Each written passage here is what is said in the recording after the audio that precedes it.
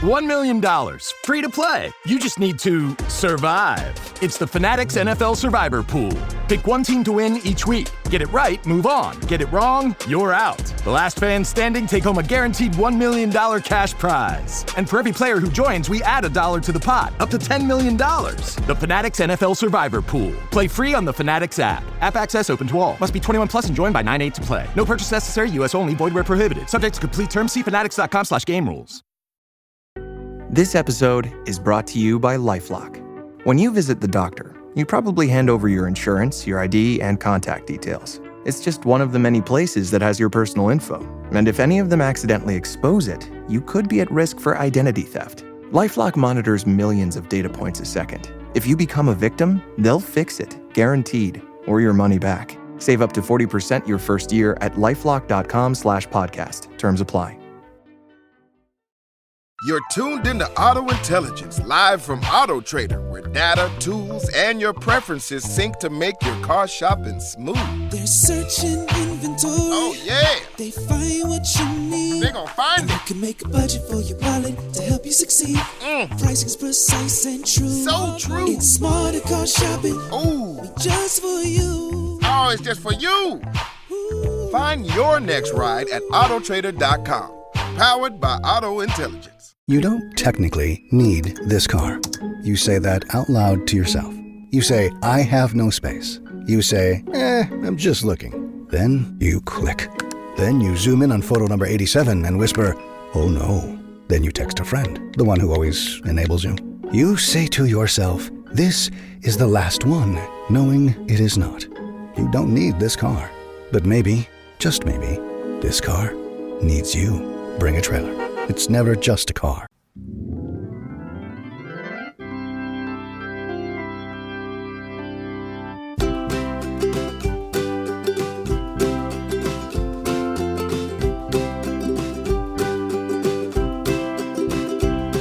Come meet me at the Musial with Alan and Daniel. We'll talk about the Cardinals all night long. Everyone come gather round, listen to your favorite sound. We'll talk about the Cardinals all night long. We'll talk the games and all the rest, about the team that we love best. We'll talk about the Cardinals all night long. We're gonna talk about the Cardinals all night long.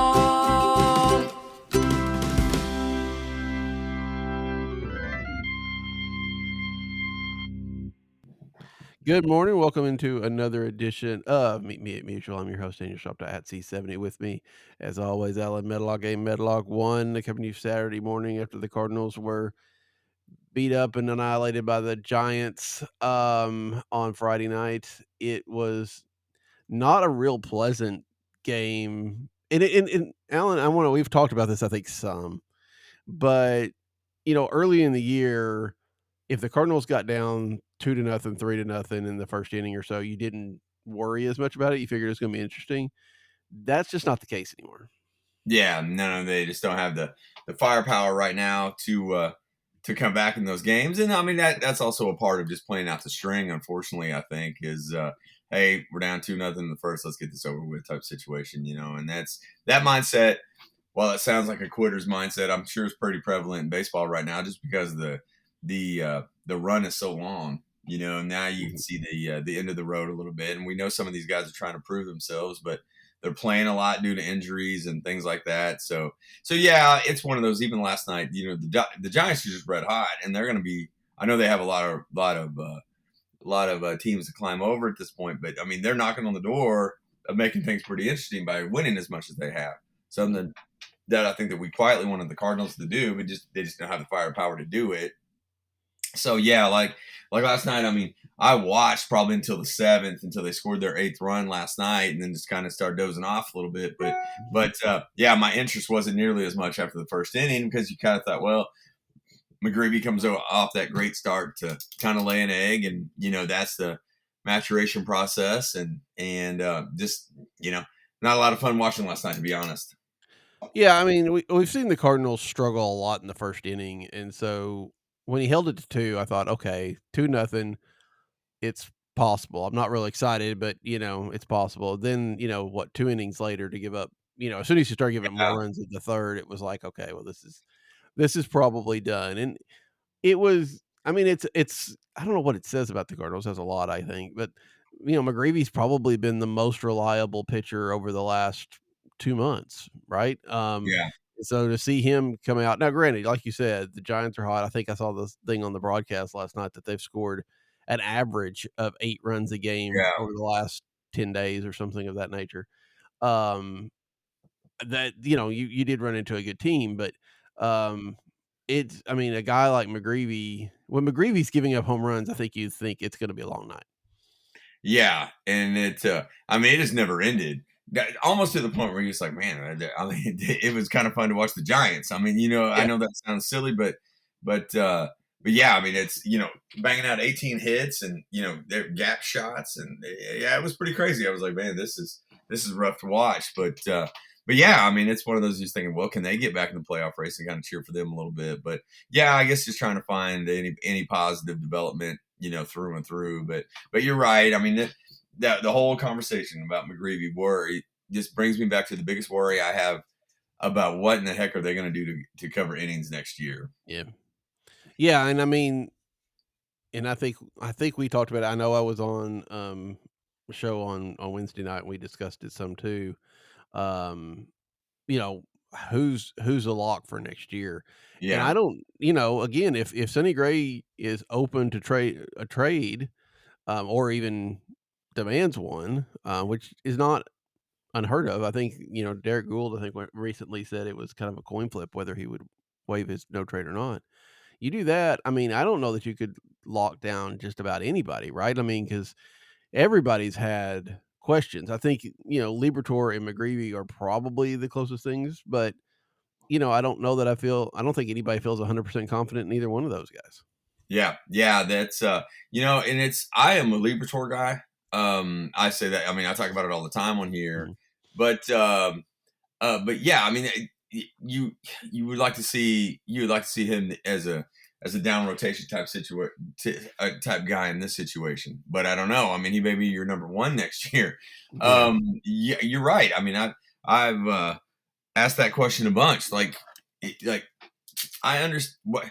Here's what kind of concerns me. We understand, and maybe they didn't market this as well as they should about what actually is going on.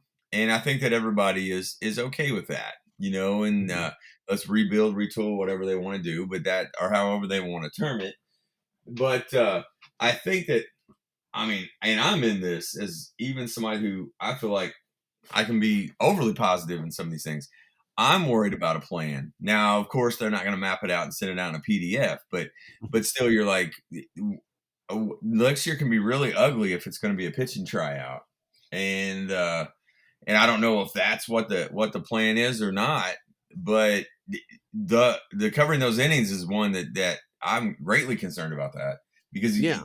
like you and I talked about, I mean, what arms are they going to go get? Are they going to go get a Scherzer to try to put people in the stands? I mean, I don't know. I mean, and those are the things that kind of have me a little, well, not a little, but highly concerned.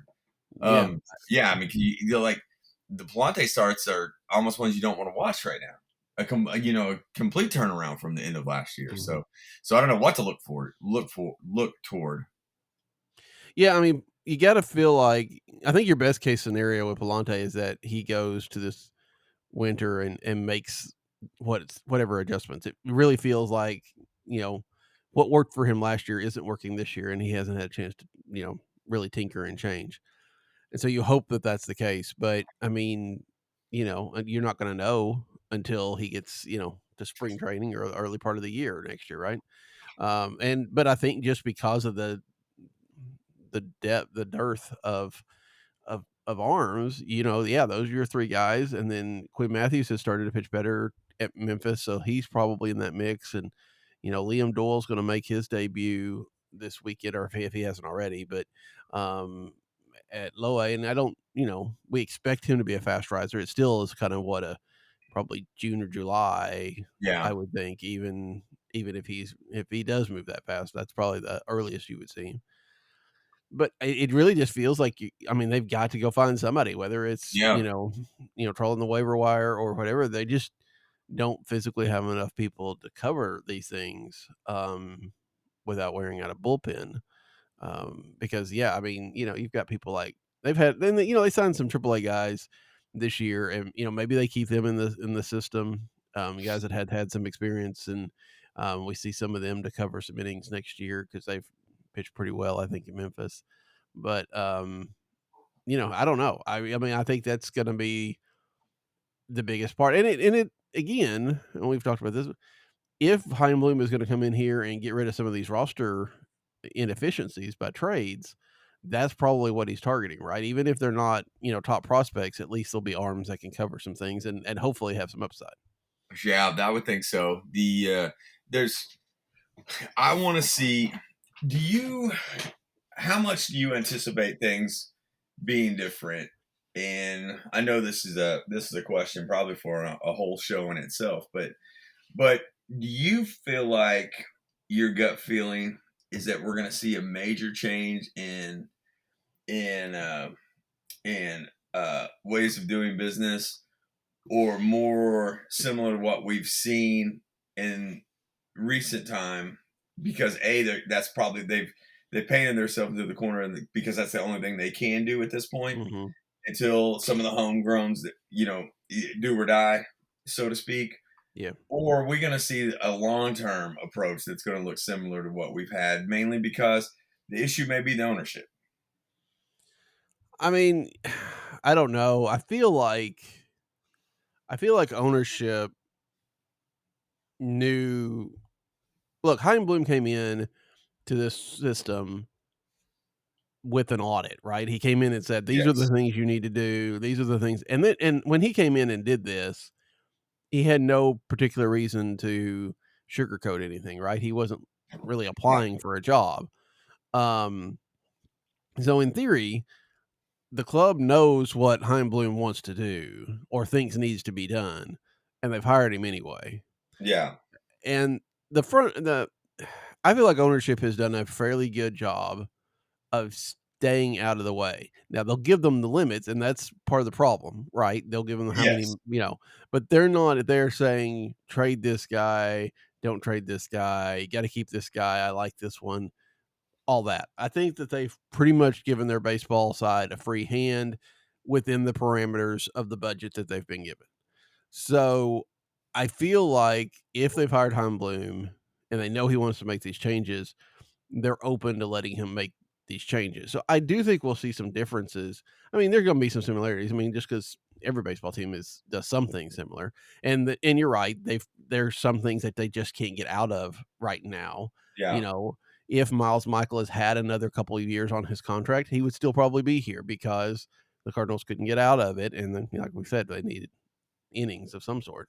But I don't expect, unlike with Mo, I don't expect them to go out and then re-sign Michaelis, probably. Yeah.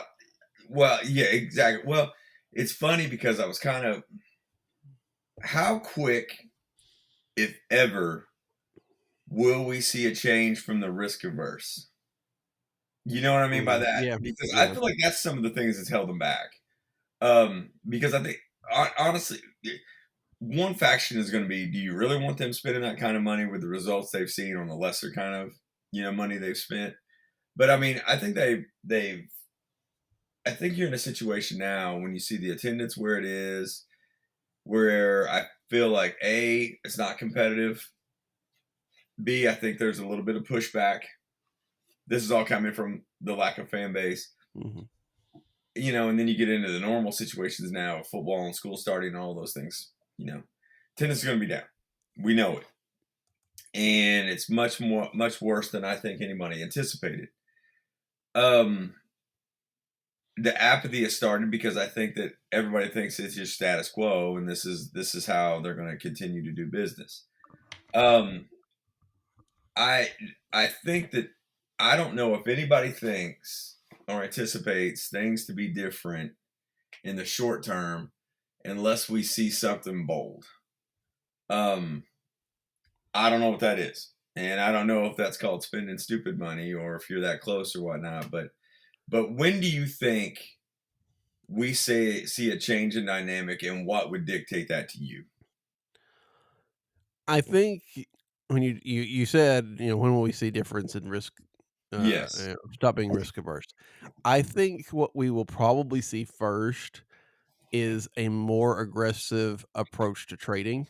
Sure. I think that, we've talked about how Mo held on to people and Okay. how they didn't necessarily do so. I think we'll see Chaim Bloom be more active or more likely to give up somebody like a Donovan or a Newt Bar or something like that, or even a Jordan Walker, although I don't know if they're there.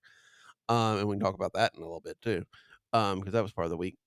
Yeah. Um, but it's gonna, and then it may be a while still before we see them be more aggressive financially.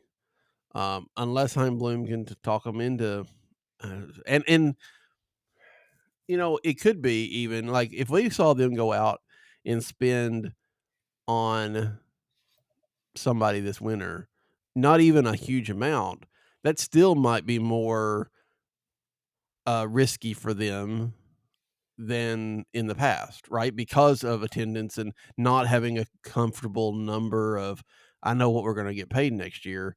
So even if they went out on a small limb, it might not be something that we really realize that Yeah. is risky for them. But when are they going to be, you know, a player for one of the top free agents in the offseason? I mean, that's got to be 28 or 29, right? I mean, it's got to at least be Yeah. after the new CBA. Sure. So I think that they're going to try to be more aggressive, with the assets they have before they do with their money. Now we can argue about whether that's a good idea. I know that, Derek Gould had in his chat, I think this week, this idea that if you try to wait to spend until you've got your pieces together, that, runs you the risk of being, the Pirates or the Royals or something like Yes. that, because they Yes. never, you can't ever get it all together. So that's a fair point, but I also can't imagine them just, going out and, you know, going big this winter just to try to get people back in the seats. Yeah. No, I agree with that. That's I mean, if I would think that two things that I think that we may start seeing is I don't know. I think there's going to be an argument said that they probably rushed Walker through. I think that you may start hearing that with Wynn as well. But is there any benefit to really market Weatherholt in the off season? I don't think so. You I know, that's the mean, thing, is you're just yeah, like, I mean, I don't know what's going to. My question is, how are they going to toe the line of interest, or do they care? Is that the thing that they're not saying? They're not saying the quiet part out loud. I think that if you're talking about off-season interest, I think the focus is going to be on Chaim Bloom. Um, what does he do? A lot of talk about what's he like, what's it, he'll be able to make Yeah, his interviews that he hasn't done. He'll be out there, and whatever trade he makes, will probably, if nothing else, I think that's the idea that it's a new era, all that kind of stuff. I'm sure there will be some talk about Weatherholt, but I don't know that they'll put him front and center because it's, you know, again, we think he's going to be in the starting lineup probably opening day. Um, but there's no guarantee that he didn't come in and have a iffy spring and they say, well, maybe we'll wait a week or two or, something like that. And if you spend the winter hyping him up, you have to guarantee basically him to be on the starting roster, yeah, or you look foolish, and that kind of put you a step back. So I think it's going to be more about, hey, we're going to spend an off season talking about the change in the top and what that means, and whatever trades may happen, rather than you know a focus is putting so much focus on Weatherholt, which is probably for his benefit as well. true. Yeah, yeah. I mean, that's a great point. Something that I hadn't considered because I felt like that was probably a shoe in. But yeah, also kind of, you know, stayed on the fence because I think that you're starting to see some of that with Walker of, hey, we may have rushed him through. Mhm. And I know that that's a topic of discussion after what happened this week. But yeah, I hope that doesn't hurt any promotion because I kind of hope that they do get aggressive with promotion. Yeah. Because I mean, Weatherholt would have been a headline this year, and I mean, there's things that go on behind the scenes that I understand that we'll never know about why the call ups didn't happen, you know, why it did, you know, one of those things. But yeah, I mean, like trades and quick promotions and development. Those are things that I kind of want to see. That Yeah. I think that we're kind of stuck in the mud here in the last few years of the Mo regime, but I don't think it's Mo's fault either. Mm. Yeah, I do worry about. I think you're right on a lot of that stuff, and I just worry a bit about quick promotions because of what we've seen. Sure. You know, I mean, like even Weatherholt, you know, he's at AAA. You know, just he was at AAA a year after he was drafted, right? Yeah, That's pretty aggressive for the Cardinals. Of course, he's a talent that the Cardinals haven't had a sure. chance to put in the organization either. So there's that. But, you know, for him not to make the majors is not a huge thing. Even I mean, he's got plenty of time to Yeah, even be young there. So I get that. But you're right. You want to see them not necessarily just let people, you know, Burleson was in Memphis like what there's nothing else for him to do and they still couldn't bring what you know, it took him forever to actually bring him yeah, up, you know, whatever a couple of years ago. You know, Luke and Baker had a little bit of that, although I think Luka Baker's kind of a quad A guy, so it was not surprising that the Cardinals were not really sold on some of that Memphis success. Um, but yeah, I think that you got to make sure you don't rush him because I do think there's that argument on Walker that they pushed him through. You know, the man, you know, and wound up hitting AAA after he hit the majors, right? So if they had done a more logical progression on him, would we be in a different spot? We might not be. You know, I know Gould keeps talking about the fact that, you know, he's got the physical size that he has takes a while to actually kind of click. You know, he keeps referring to where Aaron Judge was at this age, which was like nowhere. You know, it was not even in the major leagues yet, and yeah, Walker's been here for a couple years. But then when you get into stuff like we saw this week with the reports on, you know, with Ollie and Brant Brown coming out and saying he kind of needs a little bit more preparation. He needs to do more things. And um, I don't know. I mean, what did you think when you heard that? When you first heard about that, what were your thoughts about, yeah, this idea that Walker maybe doesn't prepare as well as he should? the answer may surprise you. The minute I read that, I thought about Mo's body language at last year's Mm-hmm. blogger event. Yeah. Because if you remember, someone asked him something similar to that question, and he went out of character for a minute, and there was a big exasperation, and he made some comments leading towards, yes, we're seeing this happen, but we would like to see more things go as far as the preparation side, and said some of those things along those lines of, to me, all leads to a guy that's just now figuring himself out Mm-hmm. in the 20. He's young, Yeah. you know, and that was my immediate reaction when I read that. As I was like, well, I think this is going to be a multi-year process because obviously I think this is maybe completely going off the rails. Where Walker's thinking my talent's going to play out, and the Cardinals are thinking, hey, prep's going to have to be there because it's Yeah. obviously not happening because you're going on these. Yeah, there's times where your exit reloads and you're knocking the cover off the ball, but then there's other times where you're caught in between every pitch, and that's a preparation issue. So I hope this comes to a conclusion because if this would actually be year 3 of those things because that was 2 years ago, whenever he was in the minors, and we were trying to figure out how quick he was going to make it back or why he was down there. Mm-hmm. Mo alluded to the same things that Brown did this time, and that it was a little bit concerning to me that, okay, what are we not seeing? And unfortunately, it may be a major stumbling block. We talk about. Well, I'll get back to that. When it came out, and I said that's your first reaction, and I understand you've talked about Mo's reaction at that Blogger Day before. I know, and so I'm not surprised that kind of hit you there. Was there any thought that the organization was throwing Walker under the bus at all here, that they were making stuff public that didn't need to be public, or were kind of holding him up as a scapegoat for, an offense that has struggled all the way around? Yeah, that's a good question. I mean, to me, I'm like, why is this coming out for a guy that's 23 years old?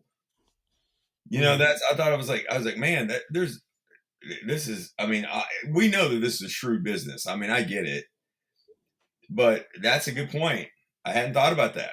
And it's some of the openness that we have heard this year has been refreshing. But this is one, you're like, this is going to bring on a lot of criticism. So I hope whatever motivational factor behind this is a positive one, because I think it makes Brown look just as bad. I mean, there's something to that. Although, I mean, you can lead a horse to water, etc. Oh, trust Yeah, all about that. Sure. All about that. Sure, with the new state law of no cell phones. Yeah, man, I get it. Yeah, we've had that for a couple years. Yeah. Well, the law is this year. Last year, our district had that, but yes. So I completely get it. Yeah. I do think that Katie Wu talked. Well, everybody wrote about it, but I know Katie talked with Jordan Walker after these comments, and he did not seem surprised or offended or upset at all. And what maybe I'm sure he had some aggravation about this being public, but it definitely was not something that came out of the blue, right? That Yeah. they have talked with him with this quite a bit. They've gone through it quite a bit. And I don't know that they went on the KMOX show with a specific idea of, okay, we're going to put this in public to motivate him. But I think when the question came up, I think they, didn't want to avoid it. And, they said the stuff that they've told to him. And I think maybe to some degree they felt like, we've done the carrot and here's the stick a little bit, that if people are looking for this, or people, sometimes when people know your weaknesses, you're more likely to focus on them. It's a whole bit of accountability to some degree, and in different organizations, is if you've got somebody that knows you've got this weakness, you're going to do your best not to to shore that up. And so maybe that's part of it, is just trying to keep Walker accountable. And we have seen him have good runs. We've seen him again struggle like he has over the last couple weeks. So I don't really know. I don't want to say that there's any kind of negative impact, because again, Ollie came out after that and said, "Hey, we're a long way from giving up on Jordan Walker. We're not." And I think this is just some of Ollie's style, is that he's going to talk to the players, and they're going to know all of this stuff beforehand, but he's not necessarily going to shy away from putting it out there. I mean, if it's appropriate for the public to know something. Yeah, I mean, I just feel like, yes, it can be frustrating in games. I get it. Mm-hmm. I mean, and it's a result based business, and that's what it's all about.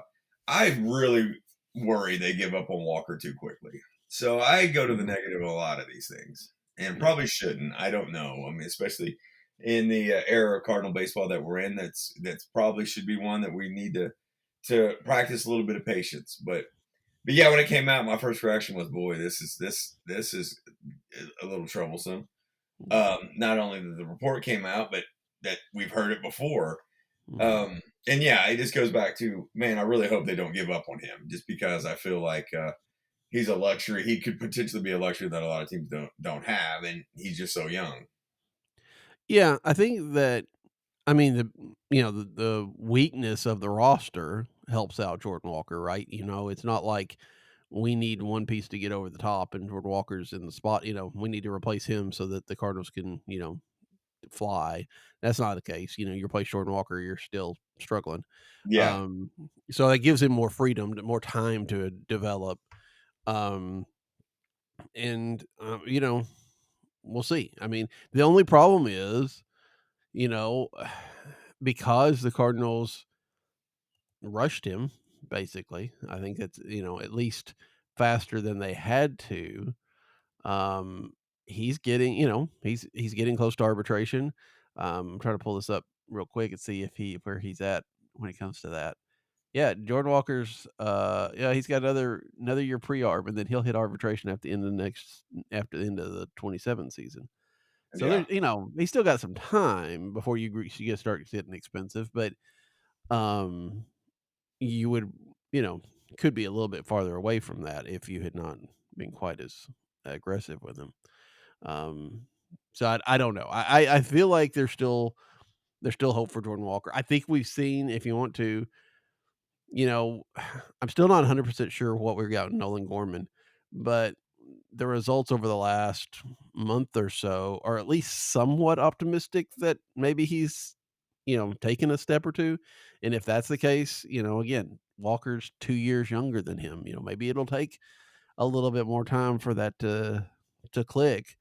And at some point in time, it will. Now, unfortunately for the Cardinals, it might not click till the year before he becomes a free agent, Right. and then Yeah. it's a problem, right? But I think that, yeah, I don't think there's any particular reason to give up on Walker, and I don't think there's any particular reason for Bloom to try to trade him or have, even if people come asking, the deals are going to be at Walker's low point, so there's really no Yeah. point in Bloom trying to trade him this winter.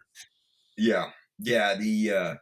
I would like to see a full year of him in the lineup. I know we have this year too, but I mean, potentially what next year is lining up to be, I think that he's due that at least.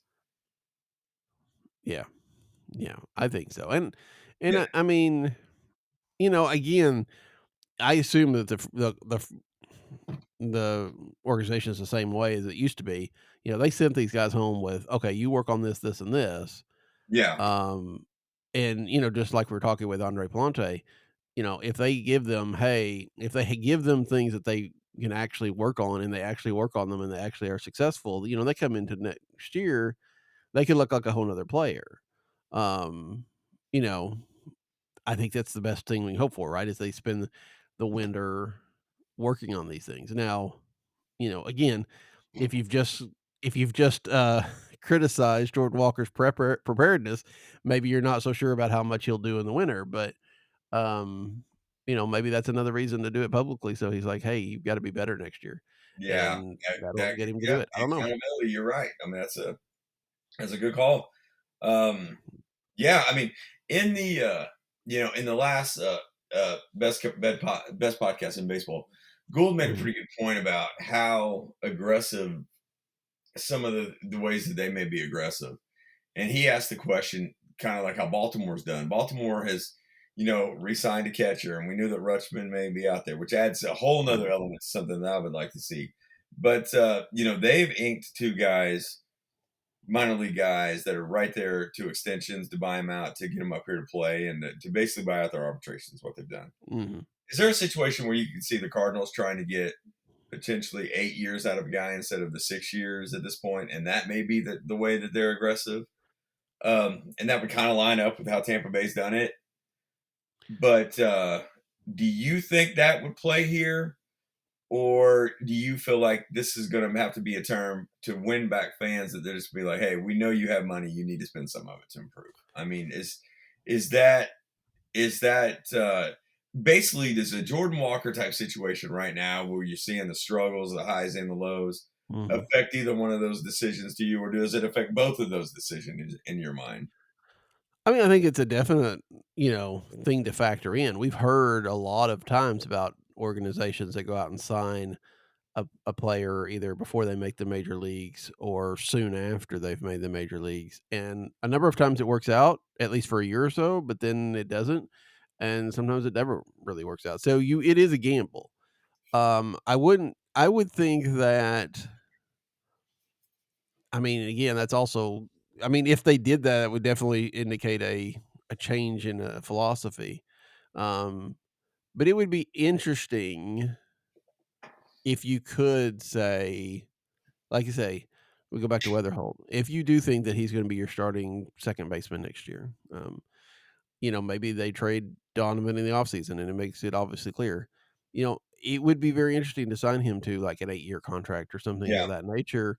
And then you say, here's your focus, which again is not necessarily fair to JJ Weatherholt because he hasn't even played a major league game. Plus, he's not necessarily that guy, right? I mean, he's a sure, good player. But he's not your middle of the order thumper that you kind of expect the face of a franchise type of thing to be. sure, and Um, yeah. Go ahead. No, go No, ahead. no, no, no. Go ahead. I mean, you and I 100% we agree with that. I mean, that's one of those where, yes, he may be a perennial all-star. I don't know, but right now he looks like the mold of what they have. Yeah. Yeah, I mean, he's a step up from what they have, but Yeah, he's, he's gonna be a very good player on a team that is gonna need more than him, right? I mean, and no one player can carry a team, I mean, obviously, but, um, he's your guy that gets in front of the big guys, he's your Edgar Renteria, right? I mean, and that's, I'm not saying that he's going to be like Edgar Renteria, but just that idea, right? That of in that 2004 team, it was the MV3, and then you had Renteria, and you had others in that regard that were very valuable, but couldn't carry the team on their own. That needed the Pujols, the Roland, the Edmonds, right? yes, So, I feel like that's the kind of player he is. Maybe Kyle's yelling at everybody these days, so I don't know.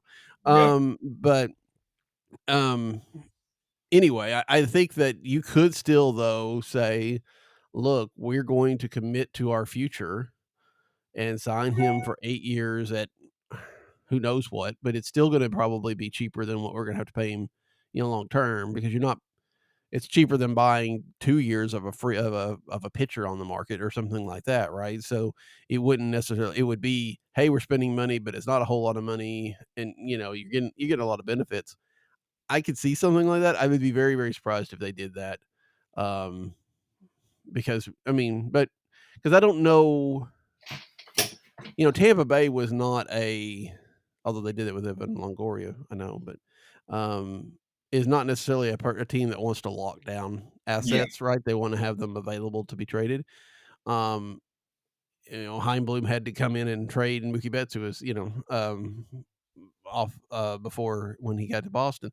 I don't know that he wants to lessen the flexibility by giving long-term contracts. So I don't know. I think there's arguments both ways. yeah. It's yeah. I'm not really sure either. I mean, you're right. I mean, that kind of leads to the storyline in the offseason being Bloom himself and Mhm. in what direction that's going to go. But back to the Weatherhold deal a little bit. Um, I that would be awesome to see them extend somebody like that, and we may regret it, but it would be, something that they haven't done in the past. And if he's better than what they expect, are they going to sign him when he reaches free agency anyway? Mhm.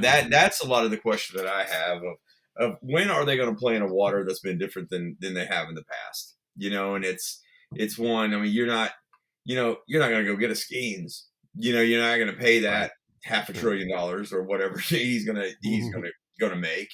It's one of those to where I I think if you're looking at rebuilding a fan base and getting back to 3 million, I think it may be. I just wonder if that's what it's going to take to a bold move that they haven't done before to actually start doing that and lead to some of the redemption, because I think apathy is what's killing them right now, and Yeah. it's and that which is worse than a bad team. Yeah. Yeah. I mean, at least, like I said, in 23, I mean, and part of it was 23 was we thought an aberration, right? Yes. 23, they still brought in people. And there was this idea, there was a lot around it of okay, well, who are we trading off, or how are we going to make this better, and all that kind of stuff. And then, last year was slightly above average, and this year maybe slightly below average. And I think people are, yeah, we saw a lot of the same stuff, right? We're seeing Miles Michaelis out there every 5 days. We're seeing Andre Palante, have to figure it out at the major league, and not taking him out of the rotation. They're just letting him kind of work it out and all that kind of stuff. Which again, who else is going to do it? But still, you put all this stuff together, and in a fan base that's not used to struggling. But even if they were, I mean, look at Cincinnati, look at Pittsburgh, look at all these franchises that have struggled. Their attendance is not good overall. I mean, the Cardinals went to Cincinnati this past weekend. The Cardinal Reds are in theory really in the race, right? Yeah. And their crowds were not that much larger than St. Louis's were, right? I mean, they were better, but they weren't like a packed house or anything. So yeah, I don't know. I think you're right. I think that if I'm not saying that by now people would come out if the Cardinals, stripped it down and did a full rebuild or all, but there would at least be some interest around the team perhaps in seeing what this would look like. I think that even just this winter if Chaim Bloom picks a direction, I think there's going to be some people very excited about that because it's something, Yes. right?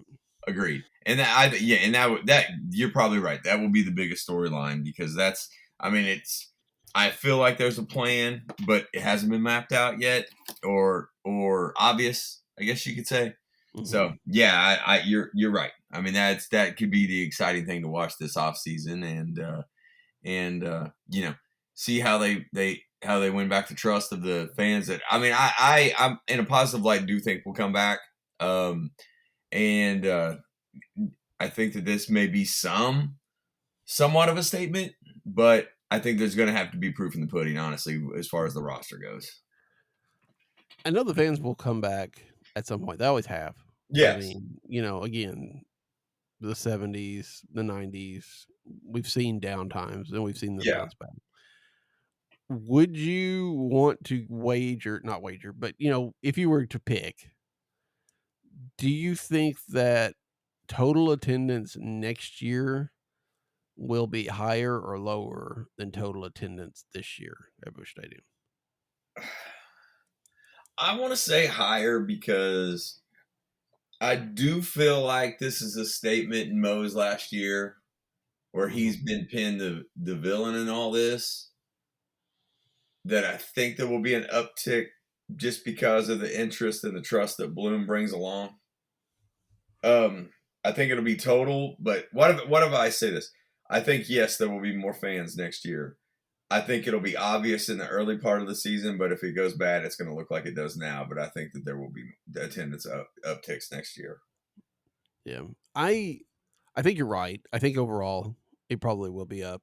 It does depend on what this winter happens, but I think we'll see more activity this winter than we saw last winter, and that will help. That said, attendance has dropped. Even opening day was great, and then it dropped off pretty heavily. But it's dropped significantly in the second half, right? I mean, we saw a couple of games. We saw a game recently it was just 17,000.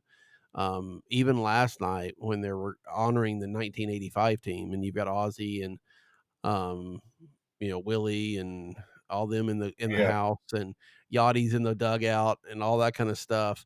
Still only 25,000. It didn't goose it quite as much. So, although there are a lot of potential teams to honor next year, I was kind of thinking about it. 26s and 31. 5 and 10s are pretty prevalent next year. If the winter does not go well, if there's not an idea of some sort of excitement about this team going in, I could see those, 17, 18, 20s start happening in April and not getting any better. So hopefully, like I said, I expect there'll be enough of a buzz around the team that especially the early going will be better than that. But there's a possibility it could still get worse. Yeah. That's that. That's a worrisome trend. I mean, and it's completely on the DeWitts, right? I mean, don't you think at this point? I mean, it's a large part of it. There's no doubt. I mean, if nothing else, you're the owner, right? If Yeah, my no matter lack of what the problem is, confidence it comes goes from up the there. ownership. And I'm not a Um, Mo apologist, but I think that his hands were tied. I do think that he had some limitations. There's no doubt. I do think he might have brought on some of those limitations himself, right? I mean, we saw him spend money that did not pan out at all, Brett Yeah, Cecil. And so there may have come a point where the front office, ownership was like, we spent money and it's not doing us any good, so yeah, let's take a different approach. Also, the fact is, I think Mo kind of started spending money at the end, just trying to get that one last piece when they were more than one piece away. The Contreras deals and the Sonny Gray deals and stuff like that.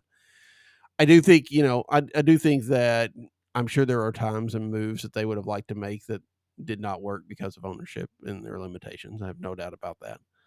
Um, and I don't expect I expect Chaim Bloom's going to run into that same thing that first year or two, because with the TV money down and with the attendance money down and all that kind of stuff, and with a CBA looming, um, the Cardinals are going to be iffy on that. So it's going to be. I think Chaim Bloom has a chance to be more creative than maybe John Mozeliak did about working within those limitations. yeah, yeah. And I mean, a Bloom sees it, right? I mean, I'm sure Yeah. some of what Mo's limitations would be. I mean, and I'm sure they would talk, and there's industry chatter and all those things too. So I would think that plays a part of, how much is he willing to push back? Yeah. Well, and the good thing is that Chaim Bloom has been part of this organization for basically 2 years now. Yeah, The year that he did, spent, auditing, and then this year where he has been part of, player development. And I think we've seen, in the draft and some other things, I've heard, Matt Sponson being an example of the new regime tinkering with a player and getting some results.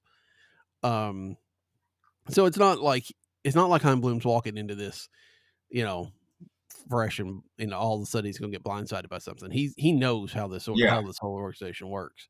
So if he's got ideas, he knows that he's going to have to temper these, and hopefully he has an idea of how he's going to talk. Bill DeWitt or Bill DeWitt the third, depending on who's making decisions, into, hey, we need to do this or that. yeah, yeah. That's and I'm curious to see when that needle starts to move one way or the other, because I think that'll play another major part next year into attendance to see if because I just don't think people are going to come back. I mean, listen, it's a destination for me, and I'm going to go regardless. But it's there's other things to do in St. Louis in that area, and I think that I think there needs to be change in the offseason for it to bring it back. And I don't know what that is, but I do think it has to be some mapped out direction, and some of that's going to have to be a change of normal business as we know it. And I think also, I mean, you mentioned you saying this kind of struck something with me. You talked about it being a destination for you, and I get that, because it would be for us, right? I mean, if we were going on a vacation to St. Louis, we would go to St. Louis because I want to see a ball game. I mean, that's the kind of thing that Yeah, I go one time a year with the blogger thing, but it's still, I have done that as a child of my parents. We would go up to St. Louis sure. to see ball games and stuff like that. And the Cardinals have always felt to me like they were a little bit buffered from attendance problems because of that, because they have a range of people from Iowa to Texas and Illinois to maybe Alabama, all this huge swath of places that people are going to come up, and they may not come to every game, obviously, but they're going to make their trip to St. Louis every year, right? They're going to come and see a series of games, and they were going to have this reach that, especially in the summertime, was going to, even if the team wasn't great, they were going to be able to draw 25,000-30,000 people, because you have the people in St. Louis plus all these people coming into town just to see a game. It doesn't matter who they see or how the team is. They're coming to see the Cardinals play because they don't get to do it very often. I wonder if that's significantly less now because one, every game's on TV. You could see the Cardinal, it's still not being at the stadium, but you can see the team on TV. But also, that younger generation doesn't have that connection to St. Louis as much, right? Um, they don't necessarily have to go to a ball game. In fact, that's baseball's trouble, right? It's having trouble attracting younger player in it at all. And so you wonder if that, family vacation idea, just isn't passed down to that next generation. And so their Cardinals are more heavily dependent on the St. Louis metro area than they used to be, I guess is maybe what I'm saying. And the St. Louis metro area is one of the smaller, markets in baseball. They've always been able to punch above their weight because they were bringing people in from half the United States. But if they're not doing that anymore, then that changes the dynamic. Yeah, that's true. I mean, and I think that's a great point as to why attendance is down across the board just about everywhere. And that's troubling to me as I mean, you too, as baseball guys, to where you're like, what's the interest here? And do streaming services help or hurt that? How much do expenses play into all those things? And Oh yeah. And yeah, you're right. I mean, you're just like, you hear a lot of rumblings of people that are just afraid to go to downtown St. Louis. Mm-hmm. And I mean, I don't see it, but I don't know if ignorance is bliss, Right. In that situation for me. But yeah, I don't know. I mean, those are signs that really concern me. That baseball is popular in a digital platform and all those things, and I see it. I mean, I see it on the ground. I mean, it's one of those that are kids are fans of players, not necessarily teams, and I think that is mainly due to a lot of the digital push and a lot of the videos and things like that, to where you and I grew up wanting to go to the ballpark. I mean, I love the smell of the ballpark. I love the you know what I mean. It's a comfort level to me. Where I don't think there's a lot of interest in well, I say kids now is in high school level, but at this point, the parents of those kids that are much younger than us, they didn't care either. And those are the troubling signs that we see, to where yes, it's popular on a level that we never imagined, but it's less popular on the one that we want, which is the ballpark. Yeah. Yeah, I mean, my son is not a baseball person. Yeah. Even though he grew up with it on the TV all the time. Yeah. He would watch a game. He likes baseball more than any other sport, but he's not a sports person. And so he's not, if somebody said, "Hey, let's go to a St. Louis to ball game," he might go, but he's not gonna, it's not gonna be his idea. He's not gonna, try to do that kind of stuff. And so, and again, it's different things. I mean, and so many kids are nowadays not going to major league games because they're travel ball, right? I mean, they're playing all summer long. They're playing from February to October. They don't have time to go to a ball game. They're playing their own games. And, I don't know how much that factors into at least attendance. I mean, because people, the kids are watching baseball still. But, are they going to games like they would have, it used to be, you took when we saw it this year, and they still do it because we saw it this year when we were going to, it wasn't the Blogger. I think it was the day before the Blogger Day. When I was there, they had all the little, the little league and, teenage teams were all there to go out on the field and stuff like that. So they still highlight those teams.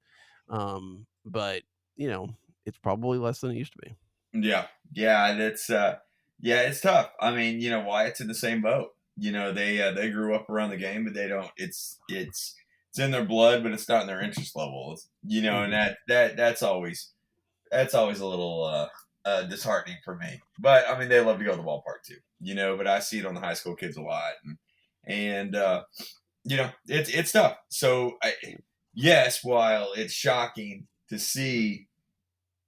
Just because we're used to the ballpark being, everybody used to brag that, Right. St. Louis is the one that can get 40,000 on a Tuesday night after school starts, to where it's less than 20 now. And you wonder if that's not an industry model plus Cardinal apathy model and hope for Mhm. the best. But I don't know the answer. But man, I really wish it would turn around.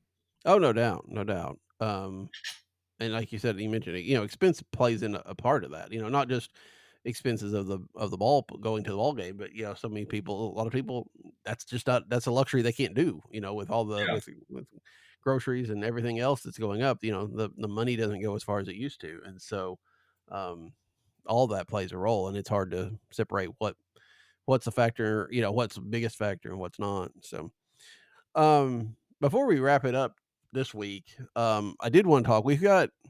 There's 3 people, well, there's more than that. There's a few people on the injured list, but there's 3 that I want to talk about today.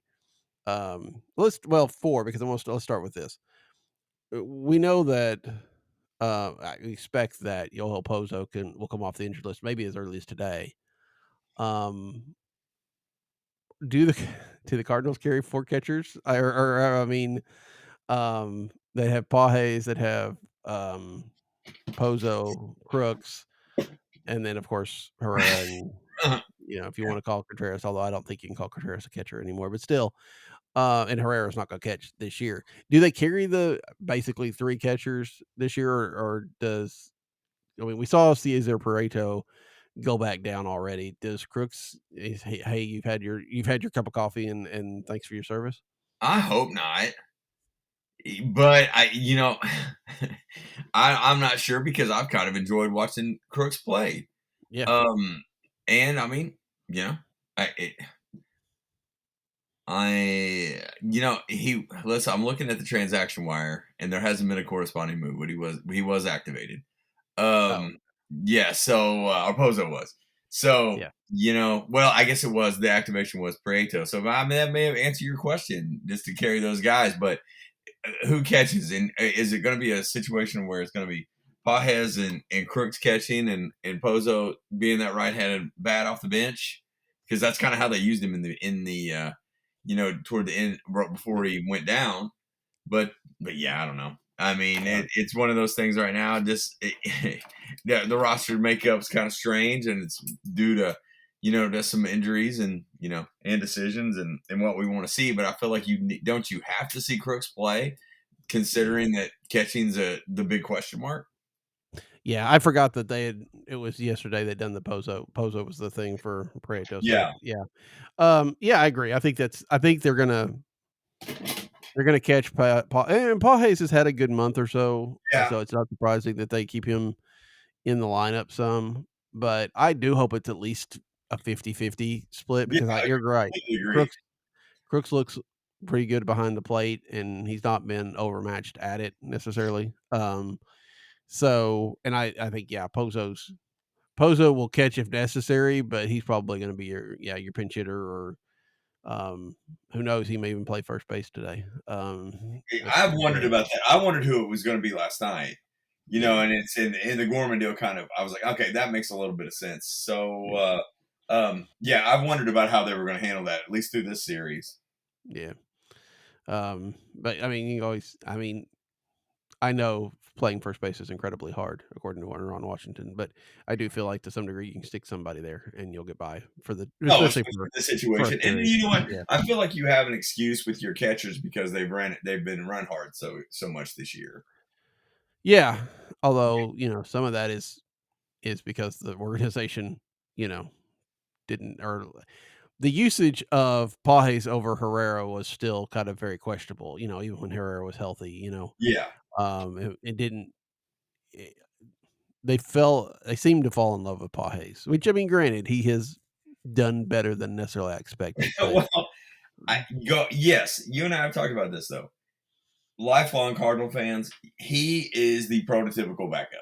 right, right. You know what I'm saying? We've seen it for years.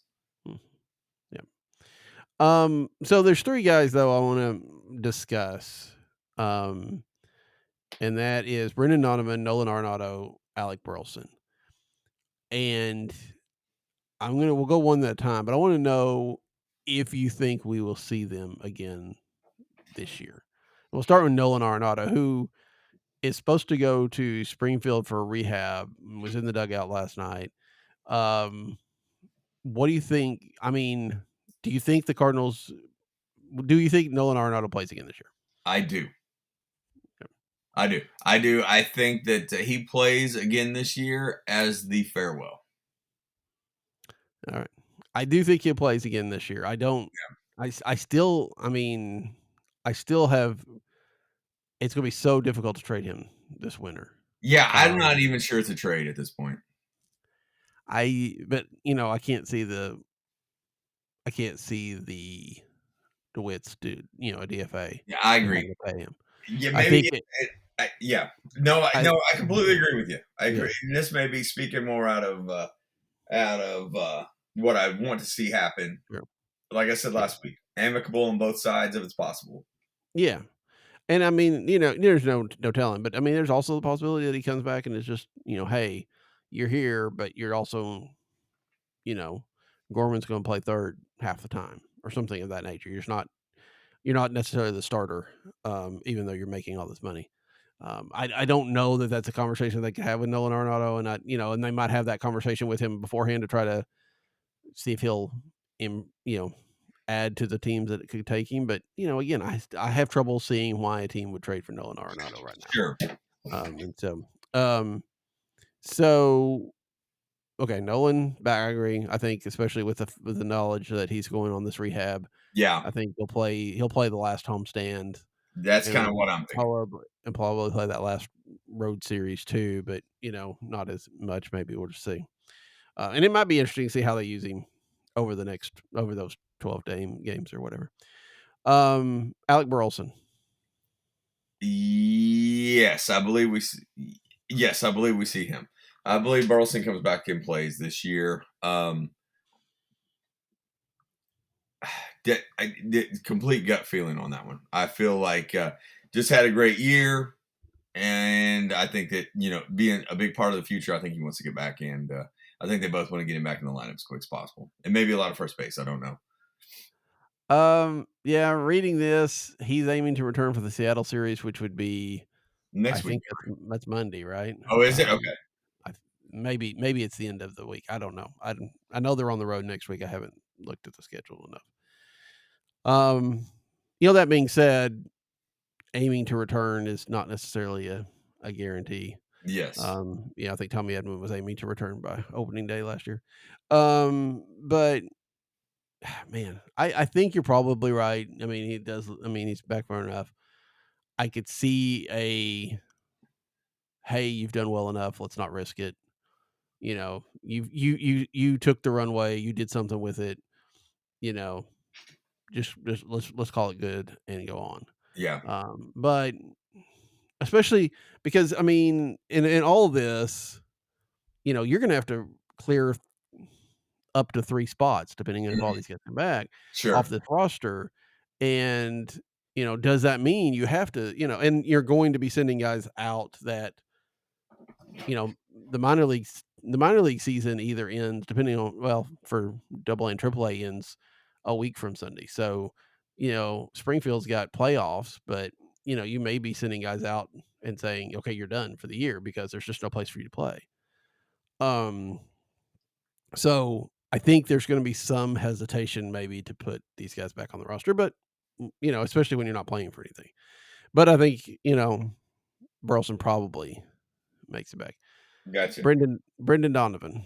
For all the reasons that you just said, I couldn't have said them better. I do not think Donovan comes back. Yeah, I don't feel like and I'm going to do a real quick search, but I haven't heard anything about Brendan Donovan. There's not any articles. There's nothing. I have not seen any updates at all from him. And if you haven't seen any updates by, here where we're, 20 games left, it feels really, really difficult. And again, we're seeing Nolan Arenado go down for a rehab assignment. Donovan's been out long enough that he should be doing that too, but there's just not going to be any place for him to do that. Yeah. Unless they get him some work at Jupiter that, in the, backfields or something type of thing. So yeah, I think that's really kind of really telling to some degree, right? Because Donovan was hurt enough that he's going to miss the rest of the year, but it took them forever to put him on the injured list. Yeah, that's part of my thought process on this too. I think that he played hurt a majority of the year. I think that he was carrying them. And it's now one of those that, hey, our fate's sealed. You know, we know what's going to happen. We're trying to see these guys be healthy and be a part of what's going on next year. And I'm sure he may get that validation, or he may get hey, we may look at these type of things. I think those are conversations that will probably happen before the end of the season too. And I think that those are going to happen behind the scenes, because I just don't think he's going to play. You know, and I don't necessarily want him to. And I love Donovan, but I would like for him to be a part of the future. Yeah. Although I will say it's an injury, I think, that if he doesn't come back from, I don't think it impacts his trade value. Sure. You know, sure. I mean, if Nolan didn't come back from and at least try to show something from his shoulder, I think that, puts another nail in the difficulty of trading him. But, I don't, and Alec Burleson even, if you're looking at him as a trade possibility, and again, I think you kind of look at almost anybody on this roster as a trade possibility. Being that it was a wrist injury, having him come back and have a good last week or two is probably a good thing, right? If he was still out, wrists are such a delicate thing. I don't know that it would make too much of an impact on his trading value, but it might make some. I just don't think Donovan's necessarily in that situation. But I gotta say, I've been surprised at how long he's been out, and like I said, with no updates that I have seen.